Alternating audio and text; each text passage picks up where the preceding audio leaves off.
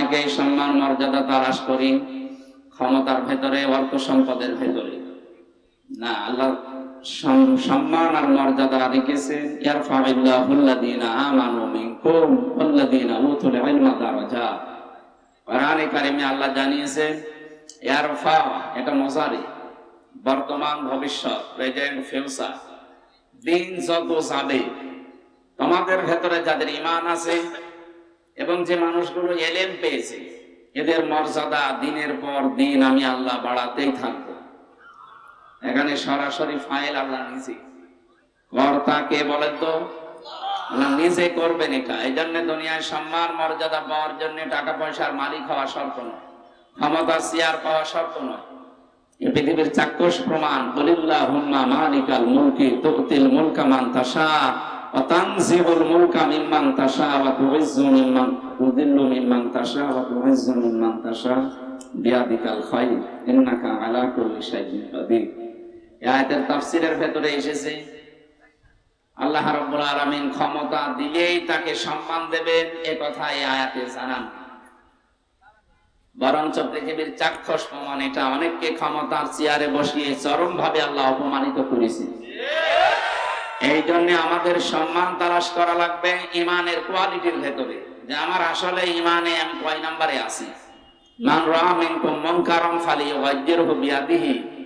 তোমাদের ভেতরে কেউ যদি কোনো অন্যায় কাজ দেখে, আল্লাহ বিরোধী, সমাজ বিরোধী, মানবতা বিরোধী কোনো কাজ যদি দেখে, ও যদি ফার্স্ট ক্লাস ইমানদার হয় তাহলে তার দায়িত্ব হচ্ছে ওটা তার হাতের দ্বারা বন্ধ করে দেওয়া। হাত মানে শুধু এই হাত নয়, এটা ক্ষমতার হাত হতে পারে, এটা টাকা পয়সার হাত হতে পারে, এটা প্রভাব প্রতিপত্তির হাত হতে পারে, এই হাতও হতে পারে। যে কোনো ভাবে অন্যায়টা যারা বন্ধ করার চেষ্টা চালাবে, এটা হচ্ছে ফার্স্ট ক্লাস ইমানদারের বৈশিষ্ট্য। যদি এটা আপনি না পারেন, অপারগ হয়ে যান, তাহলে দ্বিতীয় নম্বরে আপনাকে মুখ দিয়ে বলা লাগবে যে এটা অন্যায়। 2006 সালের 28 অক্টোবর যে পৃথিবীর ইতিহাস পাল্টিয়ে ফেলেছে এই দেশের যারা পালিয়ে গেল, এই মানুষগুলো পৃথিবীর ইতিহাস তারা পাল্টিয়ে ফেলেছে। পৃথিবীর বহু ইতিহাস পড়েছি আমি বিশ্ববিদ্যালয়ে থাকাকালীন, কিন্তু এটা আমি কোনোদিন পড়িও নি, কারো মুখে শুনিও নি যে মানুষ হত্যা করার পরে তার লাশের উপরে মানুষ ড্যান্স দিতে পারে। এটা ঘটিয়েছে তারা যারা এই চুরি করে পালিয়েছে। ইতিহাস দুনিয়ায় পাল্টিয়ে দিল না। এটা 6 সালের ঘটনা। আমি 7 সালে তখন ম্যাট্রিক পরীক্ষা দিচ্ছিলাম। এই সিরাজগঞ্জ থেকে একবার যাচ্ছিলাম, বাসের পেছনে বসে আছি, দেখি একটা মরা কুকুর পড়ে আছে রাস্তার উপরে। ড্রাইভার সাহেব কুকুরের উপর দিয়ে না দিয়ে বাম দিয়ে চালিয়ে গাড়ি একটা ঝাঁকি দিয়ে উঠে। বললাম, ভাই আপনি এমন করলেন, এখন তো অ্যাক্সিডেন্ট হয়ে যেত।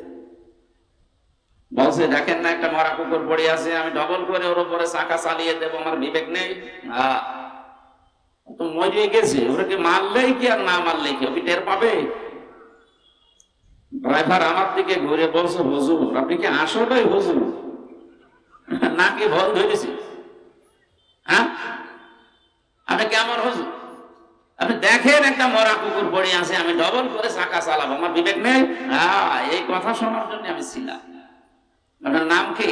সুব্রত। তার মানে বোঝা যাচ্ছে ওটা হিন্দু। কথা বলছেন না কেন? বললাম, ভাই আপনার বিবেক আছে কিন্তু ইমান নেই। ইমান যদিও নেই, আপনার নাম শুনি আমি বুঝলাম যে আপনি আমাদের ধর্মের মানুষ না, আপনি একটা হিন্দু মানুষ। কিন্তু আপনার ইমান না থাকলেও আপনার বিবেক আছে যে মরা জিনিস যদিও নিকৃষ্ট কিন্তু ডবল করে মারা যাবে না। কিন্তু গত বছরে এই 6 সালে অক্টোবর মাসের 28 তারিখে পৃথিবীর ইতিহাস পাল্টিয়ে দিয়েছে একজন হাজি। কথা বলে না, হজ করে এসে ক্ষমতায় যাবার আগে যে মানুষগুলো মাথায় পট্টি বাঁধে, হাতে তসবি নিয়ে মানুষকে যে ধোকা দিয়ে বোকা বানিয়ে আল্লাহ আল্লাহ মনে হচ্ছে রাবিয়া বছরের ছোট বোন, অথচ আপনি এই কাজ করতে পারলেন। শুধু শুধু ঢাকার মানুষগুলোকে যদি বলতেন তোমরা লগে বইটা নিয়ে আসো, আমরা কিছু বলতাম না। সারা দেশ থেকে নিয়ে আসলেন, এখনো পর্যন্ত এই উস্কানি আপনার বন্ধ হয়নি, এখনো চালাচ্ছে। কথা বলছে না কেন? আজকেও চেষ্টা চালিয়েছিল, গতকালকে আল্লাহ ব্যর্থ করে দিয়েছে। জালেমদের যত ষড়যন্ত্র, এটা ব্যর্থ করার দায়িত্ব আল্লাহ। আমরা শুধু চেষ্টা চালাবো যেন ওরা সফল হতে না পারে। ইন্নাহু লা ইফলিহুজ জালিমুন, আল্লাহ গ্যারান্টি দিচ্ছেন কখনো জালেমরা সফল হচ্ছে না, হবেও না। সুতরাং যিনি দেশ ছেড়ে পালিয়ে গেছে তার কথা মতো এদেশ যদি অশান্তি করার চেষ্টা চালান, নিজের পেছনে লাল হবে, ওনার কিছু হবে না। অনেক মানুষ দেখতে পাচ্ছি বাইরের মডেল যারা, তাদের কাছে এখন বলছে আমরা নির্বাচিত ছিলাম, আমাদেরকে জনগণ উৎখাত করেছে। এত বড় একটা ডাহা মিথ্যা কথা একটা হাসি মানুষ বলে কি? যদি ওনার ছেলে মেয়ে বলতো যারা হজ করেনি তাদের মেনে নিতাম যে ও ওই রকম বলতে পারে। আপনি হাসি কথা বলছেন না, আপনি কি দেখে আসলেন আল্লাহর ঘর? আজকে আমার তেলাওয়াত কি তো আয়াত, ওইটা তো এই জন্য বলছি যে আল্লাহর ঘর যারা দেখে আসে, আল্লাহ বলেন মুবারাকান, বরকতময় ও হুদান, এটা পথ নির্দেশনা দেয় লিল আলামিন, বিশ্বের মানুষদেরকে। এই জন্য মানুষ ওখানে যায়। আপনি প্রতি বছরে বছরে যেতেন, কি দেখে আসতেন? আমার তো মনে হচ্ছে আপনি অন্য কিছু দেখতেন নাকি আল্লাহ জানে। তাছাড়া আল্লাহর ঘর দেখবে তো অন্তত তার ভেতরে কিছু আসবে। এত বড় ডাহা মিথ্যা কথা যিনি বললেন যে আমি নির্বাচিত ছিলাম, আপনি যে নির্বাচিত ছিলেন এটা যদি শয়তানকেও বলেন, শয়তানও হাসবে, বলবে একটা কথা বলি। 15.5 বছর কোন নির্বাচন হয়েছে? 154 জন হয়ে গেছে নির্বাচনের আগে। কথা বলেন না কেন? দিনের ভোট রাতে করে ফেলে আপনি ঘোষণা দিলেন যে আমরা এমপি। আপনার লজ্জা করে না? 3.5 থেকে 4 লাখ মানুষের অর্ডার নেওয়া লাগে, রায় নেওয়া লাগে, ভোট নেওয়া লাগে, তারপর বলা লাগে। আপনি একজনেরও নেননি। আপনি যে নেননি তার প্রমাণ আমি জেলখানায় থাকতে, ওসি ছিল আমার সাথে। ওসি সাহেব আমার বলছে হুজুর আমি একটা তওবা করেছি, আপনি দেখেন তো আমার তওবা হয়েছে কিনা। ঠিক আছে বলেন দেখি আপনার তওবা কেমন হইল। মনে বলছে এই যে নির্বাচন গেল, এই সময় আমি বাইরে ছিলাম। আমি রাত 12টার পর থেকে আমার যা দল বল আছে, এসআই এবং কনস্টেবল, এদেরকে নিয়ে আরো কিছু আল্লাহর ওলিদের সাথে নিলাম। আমি আল্লাহর নামে ভোট কাটা আরম্ভ করলাম, ফজর পর্যন্ত কাটা। এটা কোরআন শরীফ আমার সামনে এইভাবে বলছি। আমি ফাঁসির কন্ডেম ছেলে ছিলাম, ওই জায়গায় যে বলছে আমার তাওবাটা আপনি দেখেন। ফজর পর্যন্ত ভোট কমপ্লিট করে আমি বাক্স ভর্তি করে জায়গা মতো পাঠিয়ে দিলাম। এবার গোসল করলাম, ওযু করার পরে আমি 2 রাকাত নামাজ পড়ে বললাম আস্তাগফিরুল্লাহ। হুজুর আমার এই তাওবা কি হয়েছে? না, এ তো তাওবা কইলেন আপনি আল্লাহর কাছে। আপনি কি আল্লাহর কাছে দোষ করেছেন? আপনি দোষ করেছেন হামজার কাছে। এক কথা বলেন না কেন? আপনি দোষ করেছেন মোরাদের কাছে। আমাদের আপনি ভোট দিতে দিলেন না। আমি দিনের বেলায় আশা করে আসি যে দেব, আপনি রাতেই শেষ করে দিলেন। আমি কিভাবে আপনি বলেন যে আমি আস্তাগফিরুল্লাহ? আমি তো আল্লাহর কাছে দোষ করেননি, করেছেন হামজার মতো 3.5 থেকে 4 লাখ মানুষের কাছে। এদের কাছে আগে মাপ চাবেন। এরা যদি মন থেকে বলে ঠিক আছে যা তোরে ছেড়ে দিলাম, এতটুকুই হবে না। ভয়ঙ্কর তথ্য হচ্ছে আপনি এই 15.5 বছরে বহু মানুষ দুনিয়া থেকে বিদায় নিয়েছে, তাদের কাছে মাপ চাবেন কি করে?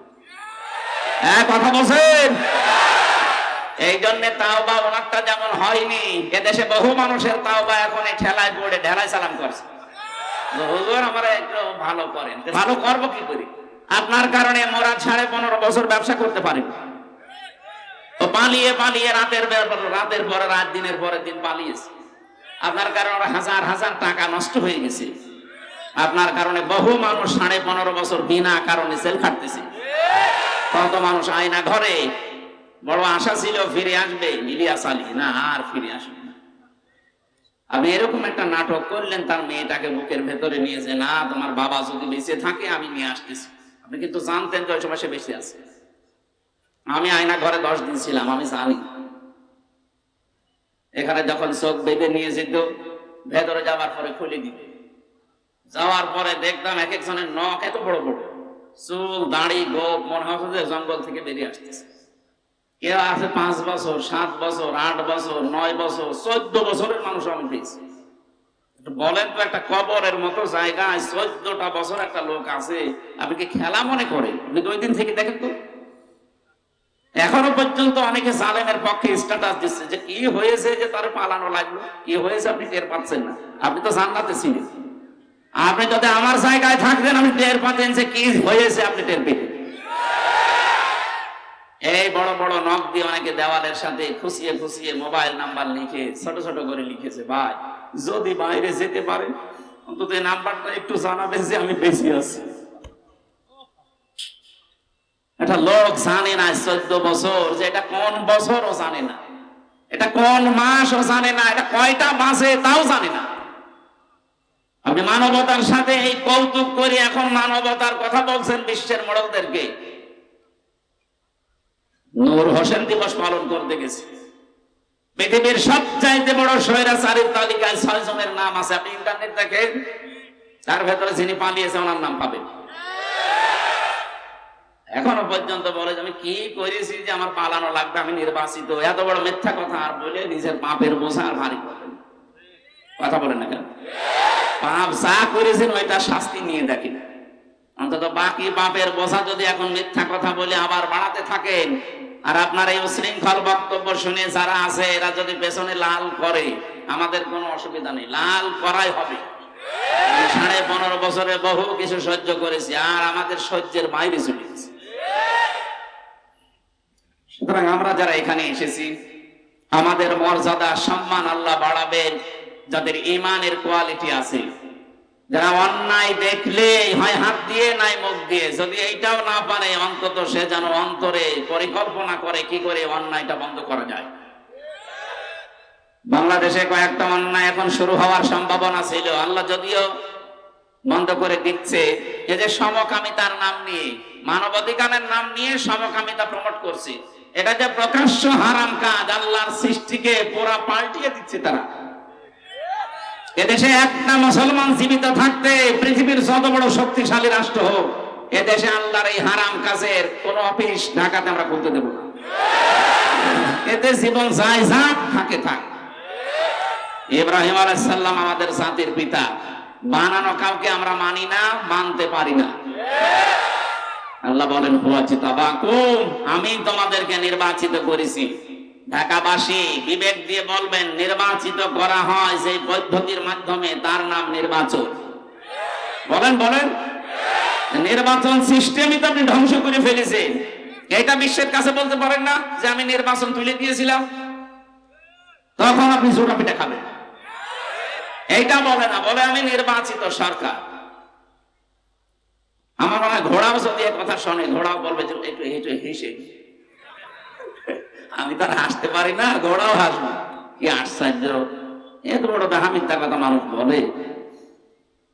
সম্মানিত ভাইরা, এই জন্য আমাদেরকে আল্লাহ নির্বাচিত করেছেন। এখানে যারা এসেছি, এই আসনের ভেতরে কমপক্ষে 3.5-4 লাখ মানুষ বাস করে, শুধু ভোটার সব মিলে প্রায় 8-10 লাখ মানুষ হবে। তার ভেতরে আল্লাহ বাছাই করে করে কোরআন শোনার জন্য, বোঝার জন্য এখানে নিয়ে আসলেন। অবশ্যই আল্লাহ আমাদেরকে ভালোবেসেছেন। খুশি হয়ে বলেন আলহামদুলিল্লাহ। দিন যত যাবে আপনার এই জ্ঞান অনুযায়ী যদি আপনি কাজ করতে পারেন, আপনার মর্যাদা আল্লাহ বাড়াতেই থাকবে। এই জন্য দুনিয়াদার যারা, ওরা যত মুরব্বী হয়, যত বুড়ো হয়, তাদের সম্মান আল্লাহ দুনিয়ার মানুষের কাছে নষ্ট করে দেয়, কমাতে থাকে।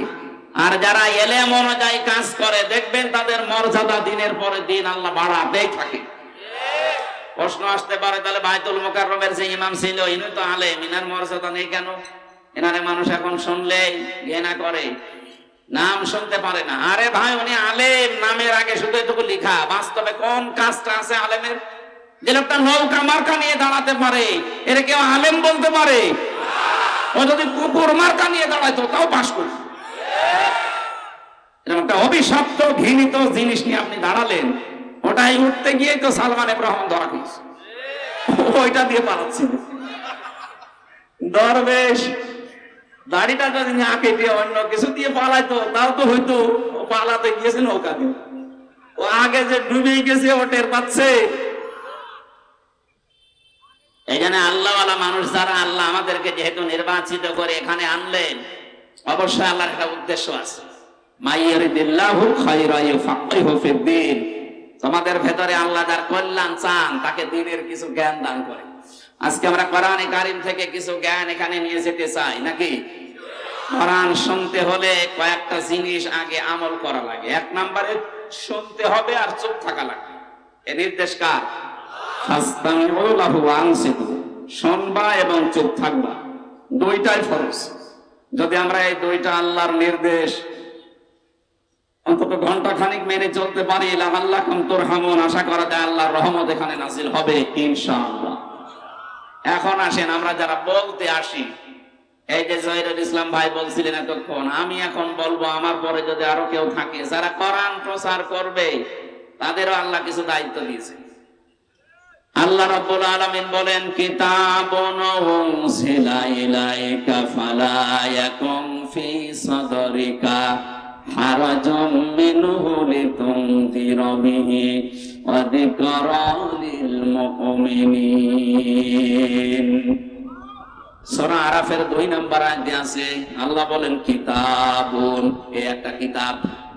কিতাব কয়টা বলেন তো? একটা। আর পৃথিবীতে যত কিছু আছে সব এই কিতাবের ব্যাখ্যা। বিশ্বনবী মুহাম্মদুর রাসূলুল্লাহকে আল্লাহ দুনিয়ায় পাঠানোর পরে সূরা আলে ইমরানের ভেতরে আয়াতটা আমি পেয়েছি, ওয়াইদ আখাযাল্লাহু মিসাকান নাবিয়্যিনা লামা আতাইতুকুম মিন কিতাবিন ওয়া হিকমা ইলা আখিরি আয়াত। আমি প্রতিটি নবীর কাছে অঙ্গীকার নিয়েছিলাম যে তোমাদের কাছে আমি যে কিতাব এবং হিকমত দিলাম, এইটাকে সত্য প্রমাণ করার জন্য একজন রাসূল আসবে। ওই রাসূল যখন এসে যাবে তোমাদের প্রতি কিতাব এবং হিকমতের সাক্ষ্য দেওয়ার জন্য, সত্যতা প্রমাণের জন্য, মাস্ট বি, লাম আছে এখানে, লা নুকমিনান্না বিহি ওয়া লা তানসুরুন্না, অবশ্যই তোমরা তার প্রতি বিশ্বাস করবে, ঈমান আনবে এবং তাকে সাহায্য করবে। একথা দিবালোকের মতো সত্য। এই পৃথিবীর সর্বশেষ নবী এবং রাসূল আল্লাহ যার ঘোষণা দিয়েছেন তিনি আমাদের নবী মুহাম্মদ রাসূলুল্লাহ। সুতরাং এখন তামাম দুনিয়ায় যত ধর্মের লোক আছে সব ধর্ম ডিলিট। কথা বলেন না কেন? সব ডিলিট হয়ে গেছে। অনেকে সনাতন ধর্ম বলতে মনে করে হিন্দু ধর্ম, না, এটা মিথ্যা কথা। সনাতন মানে পুরাতন। সনাতন মানে কি? এই পৃথিবীর পুরাতন ধর্ম ইসলাম। এর আগে কোন ধর্ম দুনিয়ায় ছিল? আরো জোরে বলেন। ইসলামের আগে দুনিয়ায় কিছু ছিল না, ইসলামের পরেও কিছু থাকবে না। এখন ৪৫০০-এর উপরে ধর্ম চলছে তামাম দুনিয়া মিলে। ৪৫০০-এর উপরে ধর্মের সন্ধান আমরা পেয়েছি। আল্লাহ পাক বলেন এতগুলো ধর্মের ভেতরে মাত্র একটা ধর্ম আমার কাছে মনোনীত, ইন্নাদ-দীনা ইনদাল্লাহিল ইসলাম। তামাম পৃথিবীর যারা আছেন সবাইকে আহ্বান জানাচ্ছি আপনারা এই শান্তির ধর্মে দীক্ষিত হন। দুনিয়ায় শান্তি, স্বস্তি, নিরাপত্তা যিনি বানিয়েছেন তিনি দেবেন। কথা বলেন না কেন? এটা মনে করছেন আমি মাত্র ১০,০০০ মানুষের সামনে না, এটা রেকর্ড হচ্ছে তামাম পৃথিবীর বিভিন্ন ভাষায় কালকে ছড়িয়ে যাবে। সবার উদ্দেশ্য নিয়ে বলছি, ৪৫০০ ধর্মের ভেতরে কম বেশি কিছু না কিছু পক্ষপাতিত্ব আছে। আপনি যে কোনো ধর্মের মূল নীতিগুলো পড়বেন, দেখবেন টেনে টেনে তারা নিয়ে গেছে। কোরআনে কারীমের কোন কথা আমি আজ পর্যন্ত যতটুকু লেখাপড়া করেছি আল্লাহ টেনে বলেননি, যতটুকু বলা দরকার লাইন মতো বলেছেন। সুবহানাল্লাহ বলতে পারেন না? আশা করবো আপনারা এখানে আসেন, এটা দেখেন, এটা পড়ার মাধ্যমে সিদ্ধান্ত নেন। সংসদে দাঁড়িয়ে একবার একজন বলেছিল আমার ছেলে বিয়ে করেছে খ্রিস্টান মেয়ে, এটা অসুবিধা নেই, এমনি আহলে কিতাবের লোক, ঈমান থাকবে না।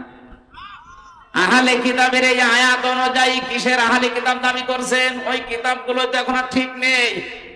ওই খ্রিস্টানরা, ওই ইহুদিরা ওরা নিজেদের মন মতো পাল্টাতে পাল্টাতে পরিবর্তন করে ফেলেছে। যেহেতু আল্লাহ শুধু কোরআনের গ্যারান্টি নিয়েছেন, এই জন্য কিয়ামত পর্যন্ত এর ভেতরে কেউ হাত দিতে পারবে না।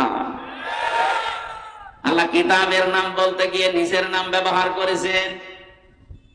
আল্লাহ রাব্বুল আলামিন বলেন এমন ভাবে একে সংরক্ষণ করা হয়েছে, এর ডান থেকে বাম থেকে উপর থেকে নিচ থেকে শয়তান প্রবেশ করতে পারবে না। ওয়া ইন্নাহু লাকিতাবুন আজিজ। বলেন আল্লাহু আকবার। আজিজ কার নাম? আরো জোরে বলেন। আল্লাহ কিতাবের আগে নামটা দিয়ে দিলেন। এটা এমন মর্যাদাবান, সত্যি যদি কেউ সম্মান মর্যাদা দুনিয়ায় শান্তি স্বস্তি আর নিরাপত্তা নিয়ে বেঁচে থাকতে চায়, এর কাছে মাস্ট বি আসা লাগবে। আপনি এর কাছে না এসে কাঙ্ক্ষিত মানের শান্তি স্বস্তি নিরাপত্তা পাবেন না। প্রশ্ন আসতে পারে, বিশ্বের বহু বড় বড় দেশে উন্নত যাদেরকে বলি নিরাপত্তা, কিসের নিরাপত্তা? এই ছোট জীবনে আমি বহু দেশ ঘুরেছি। কয়েকদিন আগে সিঙ্গাপুর, থাইল্যান্ড সহ কয়েকটা দেশ ঘুরে আসলাম। ওরা উন্নত ঠিক, কিন্তু মানুষের গ্যারান্টি দিতে পারে না। আমেরিকা এত উন্নত, সন্ধ্যা 7টার পরে মার্কেট গুলো বন্ধ করে দিতে বাধ্য হয়, কারণ গ্যারান্টি নেই, নিরাপত্তা দেবে কে? আমাদের দেশে কোরআনের নিয়ম নীতি চলে না, সবগুলো যতটুকু বিশ্বাস আছে এই বিশ্বাসের উপরে নির্ভর করে নরসিংদীর বাবু বাজার রাত 2টা-3টা পর্যন্ত বাজার চলছে। এরা যদি সত্যি কায়েম হয়ে যায়, 2টা-3টা পর্যন্ত না, ফজর পর্যন্ত চললে কেউ চোখ তুলে তাকাবে না। সেরকম একটা দেশ আমরা চাই। কথা বলেন ঠিক কিনা? আল্লাহ বলেন, হে নবী, এই যে কিতাব আপনাকে আমি একটা দিয়েছি, এটা শুধু সোমা খাবেন আর মাথার উপরে রেখে দেবেন। কি করবেন এটা দিয়ে? কিতাবুন উনজিলা ইলাইকা ফালা ইয়াকুন ফি সাদরিকা হারাজুম মিনহু লিতুনদিরা বিহি। এটা দিয়ে যখন মানুষদেরকে সতর্ক করবেন, ওই সময় যেন আপনার মনে কোনো সংকীর্ণতা কাজ না করে। আপনি কারো থেকে টেনে কথা বলবেন না। এখানে আমি হারাজনের 6টা অর্থ পেয়েছি। 1 নম্বরে ভয়, ভীতি, দ্বিধা, দ্বন্দ্ব, সংশয়, সন্দেহ, এগুলো আপনার মন থেকে আপনি আগেই দূর করে কোরআন সামনে নিয়ে মানুষদেরকে সতর্ক করবেন। সবার উপকার হবে না।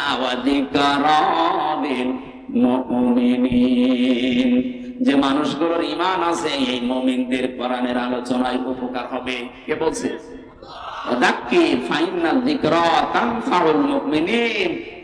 আপনি আলোচনা করেন কোরআন দিয়ে, যে মানুষগুলোর ভেতরে ঈমান আছে এদের উপকার হবে। তানফাউ, এটা বোঝারে বর্তমান ভবিষ্যৎ, প্রেজেন্ট ফিউচার।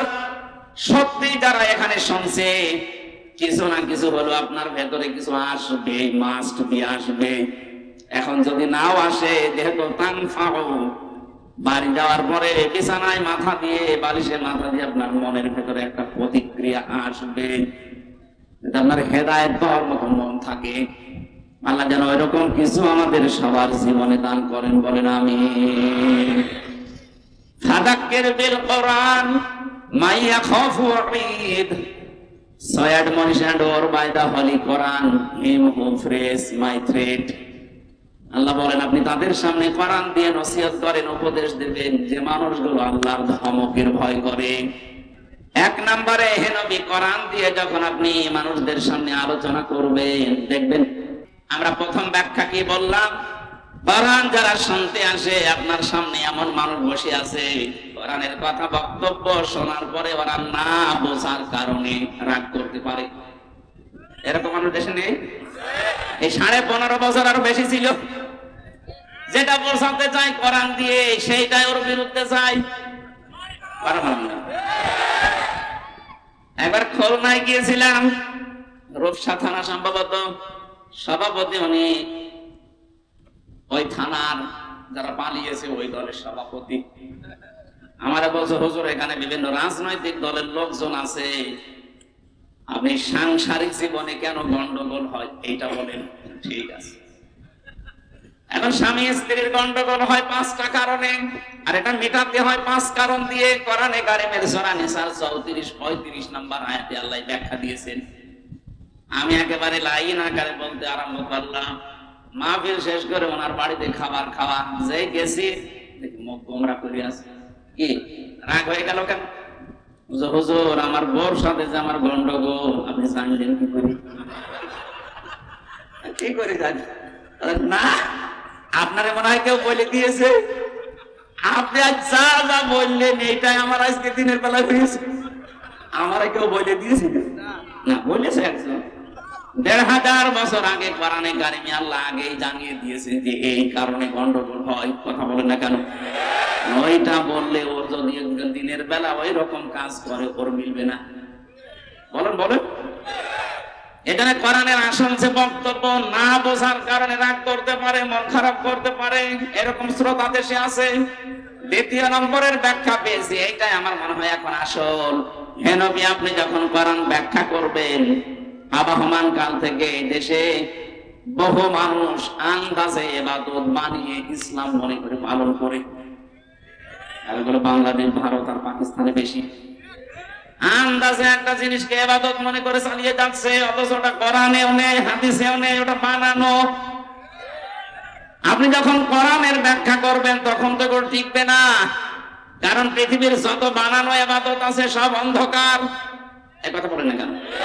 আর অন্ধকার ভালোবাসে দুনিয়ায় তিনটা প্রাণী, পেঁচা, বাদর আর চামচিকা। এখানে দেখবেন এরা দিনের বেলায় বের হয় না, দিনের আলোতে, সূর্যের আলোতে পাবেন না, রাতের আধারে অন্ধকার বলে পাবেন। রাতের আধারে বের হয়ে স্থির থাকে না, মানুষের ফসল নষ্ট করে। এদের যে নাম, সূর্যের আলো, দিনের আলো এদের সহ্য হয় না, এদের জানেন নামও দেখেন কেমন উল্টা পাল্টা নাম, পেঁচা, বাদুর, চামচিকা।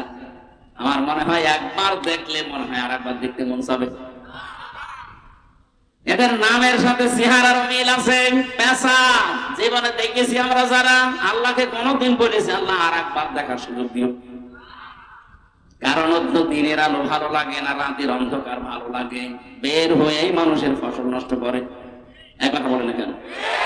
বাদুর, চামচিকা এদের কাজ এইটা। দুনিয়াতে যারা ইসলামের আলো, কোরআনের আলো সহ্য করতে পারে না, এই মানুষগুলো দুনিয়ায় অন্ধকারের পথ বেছে নেয়। হয় শিরিকের অন্ধকার, নাই বেদাতের অন্ধকার, নাই কুফরের অন্ধকার, সর্বশেষ জুলুমের অন্ধকার, যেটা 15.5 বছরে সবচাইতে বেশি বেছে নিয়েছিল, জুলুম। এটাতে কত বড় অন্ধকার! আর জুলুম জুলুমাতুন ইয়াউমাল কিয়ামাহ, নবীজি বলেন কিয়ামতে জুলুম অন্ধকার হয়ে দেখা দেবে, নিজের শরীরের পশম পর্যন্ত তুই দেখতে পাবি না। এখানে 15.5 বছরে যারা এই কাজ করে গেলেন, আপনার জীবনের দুনিয়া শেষ করে ফেলেছেন। আপনি যদি বলেন না আমি ওর সাথে ছিলাম না, আমি শুধু সহযোগিতায় ছিলাম, আপনার জীবন ধ্বংস। বিশ্ব নবী জানিয়েছেন, কেউ যদি জানা শোনার পরে এই সিদ্ধান্ত নিয়ে কাজ করে যে লোকটা জালেম, আপনি জানেন, এরপরও তাকে সাপোর্ট করেন, তাকে সমর্থন করেন, তার সাথে থাকেন, নবীজি বলেন ও যেন আমার উম্মত থেকে বের হয়ে গেল। আপনি নবীর উম্মতই নেই, সুপারিশ পাওয়া আপনার জন্য অবান্তর, আপনি আশাও করতে পারেন না। জালেমদের দুনিয়াও শেষ, আখিরাতও শেষ। হ্যাঁ, ওদের একটা পদ্ধতি এখন বাকি আছে। এই 15.5 বছরে যারা জুলুম করেছেন, যে যেই ধরনের জুলুমে ছিলেন, যে যে ধরনের অত্যাচার করেছেন, ওই অত্যাচার যার উপরে করা হয়েছে, জুলুম যার উপরে করা হয়েছে, আপনি আগে তার কাছে যাবেন, তার কাছে মাফ চাবেন, তার ক্ষতিপূরণ দেবেন, এরপরে আস্তাগফিরুল্লাহ পড়বেন, এরপরে মাফ হবে। আমরা অনেকে মনে করছি যাই করলাম, এখন একবার আস্তাগফিরুল্লাহ পড়ে নিয়ে ওসির মতো হবে। বলুন হবে না কেন? এবার একটা হাদিস বলছি, এদিকে তাকান। একটা যুবতী মেয়ে এসে বলে, হে রাসূল, আমি জিনা করেছি, গর্ভবতী হয়ে গেছি, দয়া করে আপনি আমার উপরে হদ জারি করেন, আমাকে মুক্ত করেন এই পাপ থেকে, কারণ আমি জানি কোরআনে কারিমে আছে 3টি অপরাধের শাস্তি আল্লাহ ডবল করে দেবে। কয়টা? আরো জোরে বলেন। সূরা ফুরকানের 68 নম্বর আয়াতে আছে, ওয়াল্লাযীনা লা ইয়াদউনা মা'আল্লাহি ইলাহান আখারা, এই দুনিয়ায় যারা আল্লাহর সাথে অন্য কাউকে ডাকে তাদের শাস্তি হবে ডবল। বাংলাদেশে বহু জেলাতে এখন হচ্ছে আল্লাহর নামে জিকির করার পাশাপাশি কিছুক্ষণ পরে দেখবেন ইয়া আলী বাবা, কেল্লা বাবা, ফতে বাবা। এখানে আপনি আলেমদের জিজ্ঞাসা করেন, মাআল্লাহ, আল্লাহর সাথে ইলাহান আখারা, অন্য কোন ইলাহকে যদি কেউ ডাকে তার শাস্তি হবে কয়টা? Double double. বলেন বলেন। দ্বিতীয় নম্বরটা আমাদের দেশের সাথে মিলে যাবে, এজন্য এটা আমার মনে হয় না বলাই ভালো। এখন তার কোনো ভয় নেই। আগে যদি বলতো হুজুর এটা বলবেন না, বলতাম ঠিক আছে আল্লাহুম্মা আমিন। এখন তার আল্লাহুম্মা আমিন নেই। আল্লাহ পাক বলেন ওয়ালা ইয়াকতুলুনান নাফসাল্লাতী হারামাল্লাহু ইল্লা বিল হক।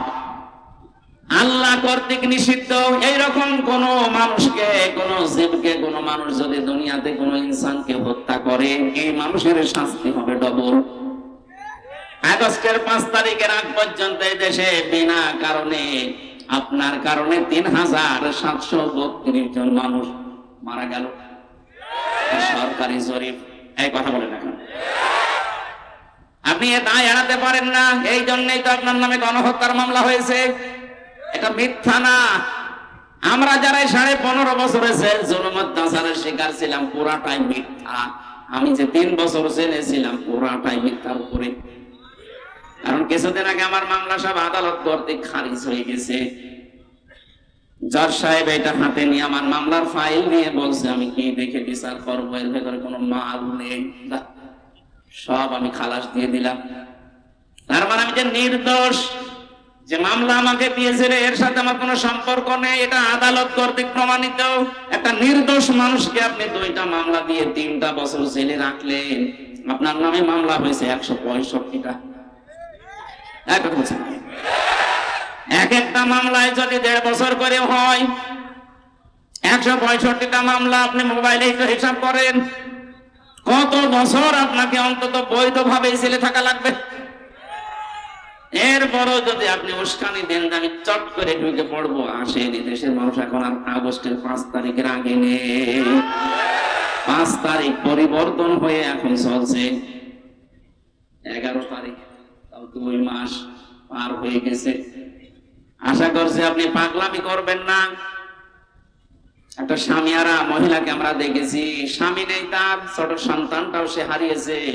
এরকম একটা মেয়ে লোককে আপনি এতিমের মাল আত্মসাৎ করেছে, এরকম মিথ্যা অপবাদ দিয়ে বছরের পরে বছর জেলে রেখে দিয়েছিলেন। তাকে চিকিৎসাও নিতে দেন, এই কথা বলছেন। আপনার উপরে তো এখনো জুলুম শুরু হয়নি। 165টা মামলা। কালকে আমি এক আদালতের এক হাইকোর্টের উকিল আমার সাথে ছিল, উনি বলছেন যে 165টা অলরেডি হয়েছে, এখনো যে কত হবে, কারণ তো অপরাধের শেষ নেই, মামলা শেষ কি করে। মকিম গাজীর নামে এক লোক আমার সাথে জেলে ছিল, বললাম ভাই কয় বছর জেল আপনার? 160 বছর। 160 বছর জেল? আপনি এখনো বলছেন 160 বছর, আপনি কবে জেল খাটবেন? মরে কবরে যাবেন, আবার উঠবেন, আবার জেলে যাবেন। ওনার যদি 165টা মামলায় 1.5 বছর করেও আমার মতো জেল হয়, বলেন কত বছর জেলে থাকা লাগবে? কবরে যাওয়ার পরে আবার উঠা লাগবে না? এখানে মানুষ হত্যার সাথে যারা জড়িত তারা ডবল শাস্তি পাবেন। শুধু উনি একা না, উনি হয়তো হুকুমদাতা, হুকুমের আসামি হবেন। বাকি যারা এ কাজে জড়িত ছিলেন, বহু মানুষ আমি পেয়েছি। প্রশাসনের যে কয়েকজন জড়িত ছিল এবং দলীয় কায়দায় যারা এ কাজ করেছে, আপনার শাস্তি দুনিয়া আখেরাত মিলে কয়টা হবে? এই বলেন না কেন? 3 নাম্বারটা ওয়ালা ইয়াজনুন, জেনা করা যাবে না। অথচ বাংলাদেশে এই 15.5 বছরে আমরা দেখেছি বুড়ো জেনাখোরের সংখ্যা দিনের পরে দিন বেড়ে গেছে। শরীর চলে না তাদের, নাকি রাত 12টা 2টা পর্যন্ত বিভিন্ন মানুষ ঘুম পাড়িয়ে বাড়ি যেত। বলেন নাউজুবিল্লাহ। এদের অবশ্যই হাতের জেনা, মুখের জেনা, লজ্জা স্থানের জেনা, তারপরে বাকি আমি বললাম না। এই কথা বলছেন না কেন? জেনা করলে শাস্তি দুনিয়া আখেরাতে কয়টা? এই মেয়েটা এসে বলেছেন, হে নবী আমি জেনা করেছি, আমি জানি ডবল শাস্তি দুনিয়া আখেরাতে আমার হবে, আপনি দয়া করে আমার বিচারটা করে আমাকে মুক্ত করে দিন, কিয়ামতে যেন এই বিচার আল্লাহ ডবল করে না করে। নবীজি বললেন ঠিক আছে, বাড়ি যাও, সন্তানটাকে খালাস হোক। মেয়েটা যখন সন্তান নিয়ে এসেছে, নবীজি বললেন না এখনই বিচার করা যাবে না, আগে তোমার বাচ্চাটা খাবার খাওয়া শিখবে। তোমার স্তনের দুধ তার অধিকার আছে 2 বছর। যদিও দুধ পান করার এই কাজ মারা যদি পালন না করে, মায়ের গুনাহ হবে না। এ দায়িত্ব বাবার। আমি কি বানিয়ে বলছি না? আলেমরা যারা আছে সূরা বাকারা 2 নাম্বার পারা 17 নাম্বার পৃষ্ঠা 1ম নাম্বার লাইনের 232 নাম্বার আয়াতের মাঝের অংশে আছে, আল্লাহ পাক বলেন লিমান আরাদা আইয়ুতিম্মার রাদা। আমি দায়িত্ব দিয়েছি, এখানে একটা মুযাক্কার শব্দ, মুআন্নাস না। বাবাদেরকে দায়িত্ব দিয়েছেন আল্লাহ, যত খরচ হবে, যত কিছু লাগবে, এর জন্য সব কিছু করবে কে? বাবা। বলেন বলেন। আমরা যারা বাবা, আমাদের তো কোনো মেশিন পত্র নেই, আছে? কথা বলেন না কেন? এই জন্য দায়িত্ব পালন করবে মেয়েরা। এখন কোন মা যদি বলে না আমি এটা করব না, তোমার ছেলে, তোমার এই মেয়ে 2 বছর দুধ আমি পান করাতে পারি, আমাকে 5 লাখ টাকা দেওয়া লাগবে, আপনাকে তাই দেওয়া লাগবে। আমার মনে হয় মাইকে এটা বলা ঠিক হইল না, কারণ আমারও তো একটা হয়েছে। বাড়ি যাওয়ার পরে যদি বলে তোমার ওয়াজ আমি শুনলাম, এই যে 42 দিন আগে যে মেয়েটা হয়েছে 2 বছর দুধ খাওয়াতে 5 লাখ টাকা লাগবে, না তোমার মেয়ে নাও, একটা বিপদে পড়ে যাবো না? লাইট বন্ধ করে দিন, ম্যাডাম যেন না শোনে। না সমানে তো মা বোনেরা আপনার দায়িত্ব না, গোনা হবে না, কিন্তু আমাদের তো জিনিসপত্র নেই, আল্লাহ আপনাকে দিয়েছে। এর ভেতরে 7টা কারণ আছে আপনাকে দেব। ধামরায় বাসে আমি ব্যাখ্যার দিকে গেলাম না, বাদ দিয়ে দিলাম। আল্লাহ রাব্বুল আলামিন জানিয়েছেন পৃথিবীর মেয়েরা 2 বছর দুধ পান করাও। নবীজি মেয়েকে বললেন যাও, খাবার যখন শক্ত খাওয়া শিখবে তখন আমার কাছে আসবে। এসেছে ওই মেয়েটা, ওই ছেলেটাকে আল্লাহর নবী একজন সাহাবীর আন্ডারে দিয়ে বললেন মেয়েটিকে মাটির ভেতরে গেড়ে দাও, পাথর নিক্ষেপ করা আরম্ভ করো। চারিদিক থেকে যখন পাথর নিক্ষেপ চলছে, এই ওর কি রূপ বেরিয়েছে, ওদিকে তাকাচ্ছেন, মানে একটা গুরুত্বপূর্ণ পয়েন্ট বলছে, আপনি কোন দিকে তাকিয়েছেন? এদিকে তাকান। শেষ পর্যন্ত নবীজি বললেন পাথর নিক্ষেপ করা আরম্ভ করো। চারিদিক থেকে যখন পাথর চলছিল, হযরত আবু সাঈদ খুদরি, 2 জনের নাম আমি পেয়েছি, অথবা খালিদ ইবনে ওয়ালিদ, তিনি বলেন আমি এত জোরে একটা পাথর নিক্ষেপ করলাম, মেয়েটার নাকের উপর লেগে ফিনকি দিয়ে রক্ত আমার শরীরে লেগে গেছে। আমি ভর্ৎসনা বরদোয়া দিলাম, ঘৃণা ছড়ালাম যে কি এরকম নাপাক মহিলার রক্ত আমার শরীরে লাগিয়েছে। নবীজির কানে কথাটা যাবার পরে নবীজি বললেন থামো, এই কথা বলবা না। এই মহিলার যে অনুশোচনা, এর যে তাওবা, এটা কাজ করলো তাওবার জন্য, এটা আল্লাহর দরবারে এত বেশি পছন্দ হয়েছে। জিবরাইল আমাকে জানিয়েছে কোন জালেম যদি এইভাবে তাওবা করতে পারে আল্লাহ তাকেও মাফ করে দেবে। আমি এই ঘটনাটা বললাম এই কারণে, হাদিসটা আজ এই 15.5 বছরে যারা জুলুম নির্যাতনের স্টিম রোলার চালিয়েছেন জাতির উপরে, বিশেষ করে ওই 14 দল বাদ দিয়ে বাকি সবাই আমরা তো মজলুম। কথা বলে না কেন? নাম আমাদের আলাদা থাকতে পারে, কিন্তু ওই 14 দল বাদ দিয়ে বাকি সবাই আমরা এই দেশে মজলুম। এখানে ধর্ম দেখা দেখি নেই, যে ধর্মের লোক হোক, খালি 14 দল বাদে বাকি যা আছে সব আমরা মজলুম। আমার সাথে তারেক জিয়া সাহেবের পিএস 3 বছর আমার পাশে ছিল প্রভু ভাই, ওনার বন্ধু যে গিয়াসউদ্দিন মামুন ভাই আমার নিচতলায় ছিল। এক একজনের মামলা শুনেছি বিএনপির যারা লিডার 313টা 565টা। কি গো, সারা জীবন তোর হাজিরা দিতেই শেষ হয়ে যাবে।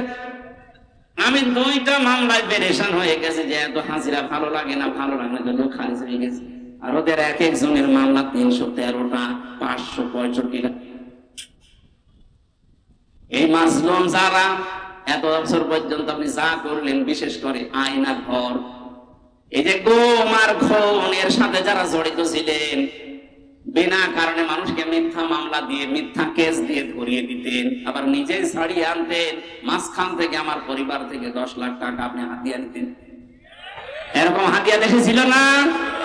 আমার বাবার কাছ থেকে প্রায় 32 লাখের উপরে টাকা নিয়েছেন আপনারা। এই 3টা বছরে আমার বাবাকে আপনি একেবারে বেশান বানিয়ে ফেলেছেন। বলেছে 50টা মামলা দেব, তাড়াতাড়ি টাকা পাঠান। মনে হচ্ছে ও টাকা আমার বাবার কাছে পাই। কি আরম্ভ করেছিল দেখেন তো। এমনি আল্লাহ এরকম রাগ করেছে, এই কারণে বহু মানুষের এই যে আত্মচিৎকার আল্লাহর আরশ পর্যন্ত কেঁপে গেছে।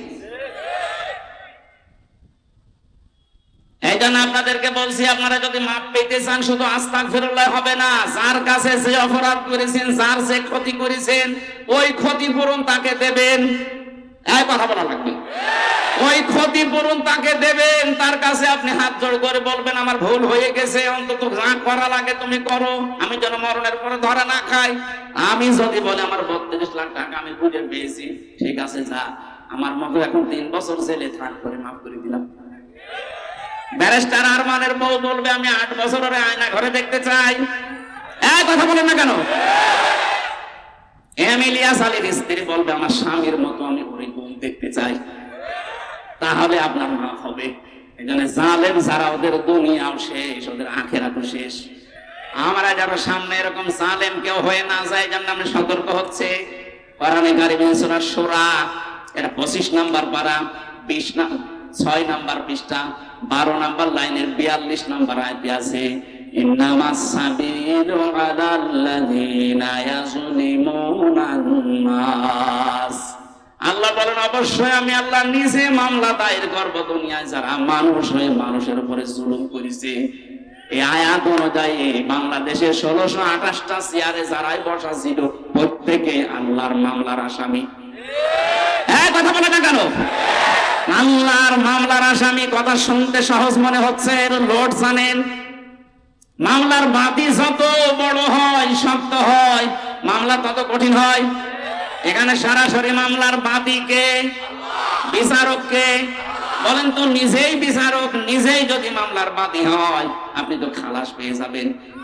এখানে জালেম যারা আপনার দুনিয়া শেষ, আপনার আখিরাতও শেষ। আমরা যারা অন্তত এখনো জুলুম করি না, আমরা যারা এখনো জুলুমের সাথে নিজেদেরকে জড়িত করি নাই, তাদেরকে আজকের তেলাওয়াতকৃত আয়াত থেকে শান্তি, স্বস্তি, নিরাপত্তা পাওয়ার জন্য কিছু শোনাচ্ছি, শুনেন। ইন্না আউওয়ালা বাইতি উযিআ লিন-নাসি লাল্লাযী বিবাক্কাতা মুবারাকান ওয়া হুদাল লিল আলামিন। অবশ্যই মানব ইতিহাসে এই পৃথিবীতে সর্বপ্রথম যে ঘর বানানো হয়েছে সেটা বাক্কায়, তার মানে মক্কায়। মক্কার প্রাচীন একটা নাম ছিল বাক্কা। এই শহরে আল্লাহ ঘরটা বানিয়েছে, বিশাল ইতিহাস আছে তাফসিরে ইবনে কাসিরে। আল্লাহ বলেন কেন বানালাম জানো? এটা বরকতময় করে দিয়েছি এবং হেদায়েত, মানুষকে পথ দেখানোর জন্য একটা ব্যবস্থা এই ঘরের ভেতরে রেখেছি। প্রশ্ন আসতে পারে ঘর মানুষকে কিভাবে হেদায়েত দেয় না দেয়? দুনিয়ার বহু জিনিস আমার এই চোখে আমি দেখেছি, অথচ কালো গেলাপ দিয়ে একটা ঘর মোড়ানো আছে, কি যেন আছে মায়া মহব্বত ভালোবাসা, একবার তাকালে আর চোখ ফেরাতে চাই না। লক্ষ লক্ষ মানুষেরা দেখেছি ওখানে যে কিছু নেই, আন্দাজে শুধু খাবার দিকে তাকিয়ে হা করে আছে। ঘরটা কার? বলেন ফিহি আয়াতুম বায়্যিনাতুম মাকামু ইব্রাহিম। এর ভেতরে আল্লাহর বিভিন্ন নিদর্শন আছে, তার ভেতরে অন্যতম মাকাম ইব্রাহিম। কাবার অংশ ছিল, পরবর্তীতে হযরত ওমরের জামানায় এটাকে আলাদা করে কয়েক হাত দূরে রাখা হয়েছে। এর এখানে যে শব্দগুলো আল্লাহ দিয়েছেন আয়াতুন, এই আয়াত মানে শুধু কোরআনের আয়াত না, আয়াত মানে নিদর্শন, আয়াত মানে ইতিহাস। আয়াত মানে কি? এই যে 15.5 বছরে আপনারা যে ইতিহাস তৈরি করে গেলেন, হয়তো এখন কেউ ভয়ে ইতিহাস লেখে না, কিন্তু ইতিহাস একদিন লেখা হবে। কথা বলুন। ইয়াজিদের ইতিহাস ওই সময় কেউ লিখতে পারেনি, কারণ হোসাইনের পক্ষে কেউ ছিল না। ইতিহাস কিন্তু লেখা হয়েছে। ইমাম হোসাইনকে সম্মানিত করে দিয়েছে আর ইয়াজিদকে ঘৃণিত নিন্দিত করে দিয়েছে। আজ যারা ইয়াজিদের মতো জুলুম করলেন, হয়তো 100 বছর পরে ইতিহাস লেখা হবে, যখন আপনি থাকবেন না, তখন আপনাকে তামাম পৃথিবীর সামনে ঘৃণিত নিন্দিত করে জাতি উপস্থাপন করবে। আমরা এরকম কোন ইতিহাস রচনা করতে চাই না। এখানে আমরা যারা বসে আছি বলেন তো 100 বছর পরে একজন থাকবেন এখানে? আরো জোরে বলেন। এমনকি যাদের জন্য আমরা যা করছি, আমার এই যে আমার একেবারে জবাব দিয়ে যা বলছি ঈমান থেকে বলছি, 100 বছর পরে না, আপনি যদি এইখানে আবার 100 বছর পরে ফিরে আসতে পারেন, দেখবেন এখানে আমরা যারা আছি একটা মানুষ নেই, সবাই কবরে। নতুন মানুষ এখানে এসে দুনিয়া চাষ করবে, তাদের সাথে পরিচয় নেই। যে ঘর বানাতে গিয়ে দুনিয়াদারি হয়ে গেলেন, যে ঘর সম্পদ ব্যবসা বাণিজ্য করতে গিয়ে আল্লাহর বিধান আপনি ভুলে গেলেন, এই সিন্ডিকেট করে করে বিভিন্ন মালের দাম বাড়িয়ে দিলেন। আপনি মারা যান, 100 বছর পরে এই সম্পদ, এই বাড়ি ঘরে আপনি ফিরে আসেন, আপনার নিজের আপন ছেলের ছেলের ছেলে 3 পুরুষের পরেও বলবে কি আপনি আমির হামজা, আমি চিনি না। এক কথা বলেন এখানে। এজন্য যার জন্য যা করে রেখে যাচ্ছেন ওটা যদি অবৈধ পথে হয়, আপনার কপালে দুঃখ আছে, ও দুঃখ যেন সামনে না আসে। এই জন্যই তো আল্লাহ বারবার এই যে আয়াত, এটা বহু বচন দিয়েছেন, আয়াত দেয়নি। এখানে আমি প্রায় 27টা জিনিস পেয়েছি তাফসীরে হাক্কানির ভেতরে। আমার ওই মাহফিলটা না থাকলে আমি আজকে পুরাটা আলোচনা আনতাম। এত সুন্দর সুন্দর ব্যাখ্যা মুফাসসির ইকরাম এই জায়গায় তুলে ধরেছে। আয়াতুন, কেউ যদি সত্যি আল্লাহর আয়াত নিয়ে চিন্তা ভাবনা করে, আল্লাহ তাকে হেদায়েত দিয়ে দিবেন, সে পথ পেয়ে যাবে। মাকামে ইব্রাহিম আল্লাহ এখানে দিয়েছেন, ফামান দাখালাহু কানা আমিনা, এখানে প্রবেশ করলে আল্লাহ নিরাপত্তা দিয়ে দেয়। কে বলছেন? এখানে বিশ্বাস করেন আল্লাহর এই ঘর, এখানে যারা প্রবেশ করবে, এই ঘরের এরিয়ার ভেতরে আসলে আল্লাহ তাকে নিরাপত্তা দিয়ে দেবে। কারণ এখানে বিধান চলছে কার? আরো জোরে বলেন। আমাদের বাংলাদেশে 56,000 বর্গ মাইল তো আর কাবা শরীফ না, কথা বলেন না কেন? এখানে যদি আমরা বাস করতে চাই, এখানে নিরাপত্তা লাগবে না? র‍্যাব পুলিশ এগুলো নিরাপত্তা দিতে পারবে? নিরাপত্তা দেওয়ার জন্য আল্লাহ লাগবে। আল্লাহ বলেন আমার কাবা আমি বানিয়ে দিয়েছি, অমান দাখালাহু কানা আমিনা, কেউ যদি এখানে প্রবেশ করে সে নিরাপত্তা পেয়ে যায়। তোমরা 6,000 মাইল দূরে, কয় হাজার? কাবা শরীফ থেকে আমরা এই যে ধামরায় যারা আছেন 6,000 মাইল দূরে বাস, তাহলে এখানে নিরাপত্তা লাগবে। এটা দেওয়ার জন্য সূরা আনামের 82 নম্বর আয়াতে আল্লাহ এই তথ্যগুলো তুলে ধরেছেন।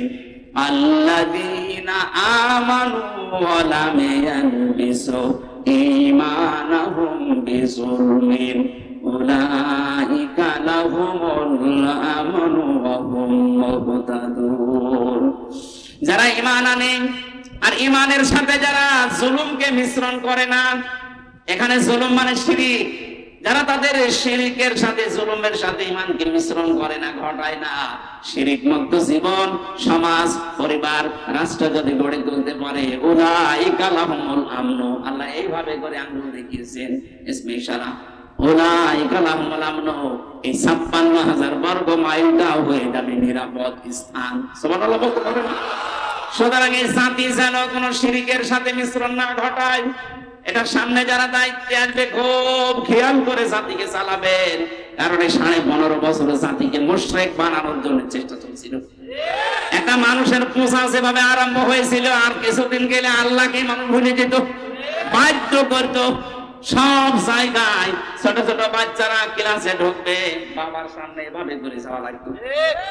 কি আরম্ভ করেছিলেন বলেন? এই জন্য তো নিরাপত্তা সব ধ্বংস হয়ে যাচ্ছিল। নিরাপত্তা পেতে হলে উলাইকা লাহুমুল আমন, যদি নিরাপত্তা পেতে চাও বিজুলমিন, জুলুম থেকে নিজেদের ঈমানদেরকে বাঁচাও। এখানে জুলুম মানে শিরক। জুলুম মানে কি? শিরক আবার প্রধানত 4 প্রকার: শিরক বিল জাত, শিরক বিল সিফাত, শিরক বিল ইখতিয়ারা, শিরক বিল হুকুক। এই 4 প্রকার ভাগ করলে হয় 8 প্রকার। 8 প্রকার শ্রেণী বিন্যাস করলে হয় 12 প্রকার। 12 প্রকার ভাগ করলে হয় 16 প্রকার। 16টা ভাগ করলে হয় 22 প্রকার। 22টা ভাগ করলে হয় 42 প্রকার। 42 ভাগ করলে হয় 72 প্রকার। 72 প্রকারকে শ্রেণী বিন্যাস করে তাফসিরে আছে 120 প্রকার। এতগুলো শিন রা কাফ এই শব্দের ভেতরে লুকিয়ে আছে। যত চেষ্টা করবেন তত নতুন তথ্য বের হবে।